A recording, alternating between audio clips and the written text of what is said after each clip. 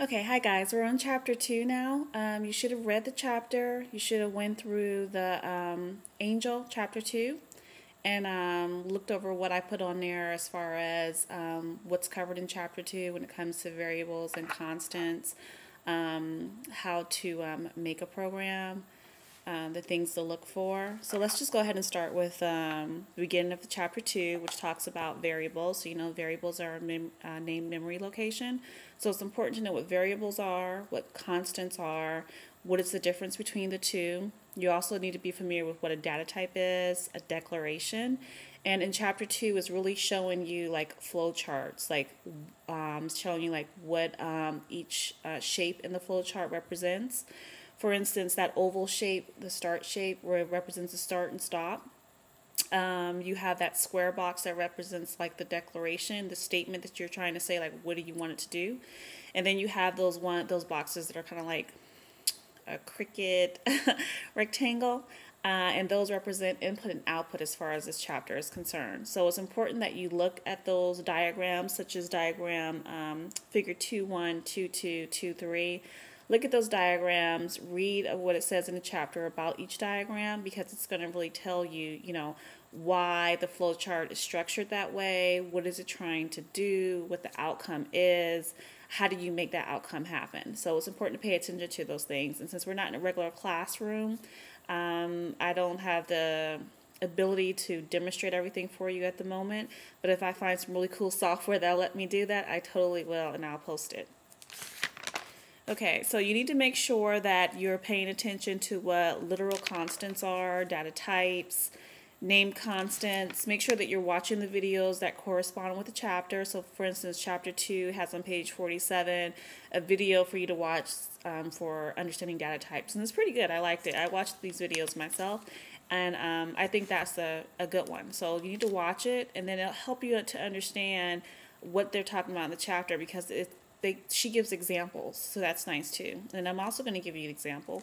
So we just keep going from there. Be sure that when you're looking at the information in Angel, the part that looks like a web page where I post the information about the chapter and what you should know, and facts to consider, that you're really paying attention. If you don't understand, remember, Google is your friend. Google the term, or Google like the the series of words like literal constant or constant, and find out, how does that work? Can I see an example of that?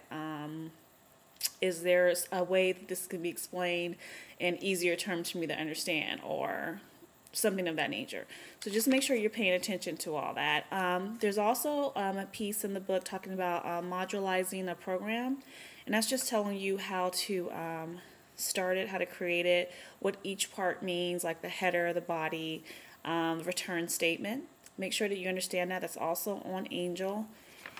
And we have a assignment for number 2 that there's 2 assignments. The first one is going to be writing a paragraph. You're going to answer a question from out the book, and you're going to write a paragraph about it. I'm doing that because you need to know the theory of programming and flowcharting, so that you can understand the actual physical part of it, the literal part. So once you write that paragraph, you're going to upload it into Angel for me. I'm going to grade it. And then the next part of chapter 2, we're going to go ahead and do a flow chart. And on the flow chart, I'll have the requirements up on Angel for you to know exactly what you need to do in that flow chart. But there's 2 tools you can use. The first one is Raptor. Raptor is a free like open source software type of flow charting tool that you can use and you can download from the internet. The problem is Raptor gets hacked every so often, and right now there's some strange things coming up on the site. So there's an alternative to Raptor called Gliffy. And Gliffy.com, I put the information about that on Angel. You guys can try it out for a certain amount of time for free, and it's pretty cool because you don't have to download anything, and you can create what you need to create and be able to save it, turn it in, and give it to me. But when you save it, be mindful of the fact that if you use Gliffy, that you have to save it exactly as the instructions tell you on Angel. You have to make sure that you save it as a you have to save it as a file. Then you're going to save it again as you can save it as a document in Gliffy, but then you have to save it as like a JPEG or a PNG document. and it's going to download onto your computer. You need to pull it back up and then save as, and then when you click save as, save it as a PDF. Upload the PDF file for me. So because the PDF file will be easier for me to see, to grade, everything. So make sure that you upload that as a PDF file. And that's about it for this week. I just want to, the example I gave you for flowcharting that I used Glyphy.com to do it. That chart that I used, that I created in there, is from page 57, chapter 2, figure 2-3. All I did was recreate that exact chart because I wanted you to see how you can create a chart on your own based off of something that's already there. But the chart that you create will be something a little bit different. And again, I'll have the instructions on Angel for you. So be sure that you read the chapter, you do the assignment, and that you get some practice in with the flow charting, because we're going to do a couple flow charting assignments, and then we're going to do a couple assignments actually in Visual Studio, so that we're actually compiling some code so you can learn what a programmer does, from the fact that they have this problem they have to solve, they have to chart it out to figure out how they're going to solve it, and then they have to take what they charted out and put it into C++ programming code, which they'll have to put in a compiler so that it can be transformed.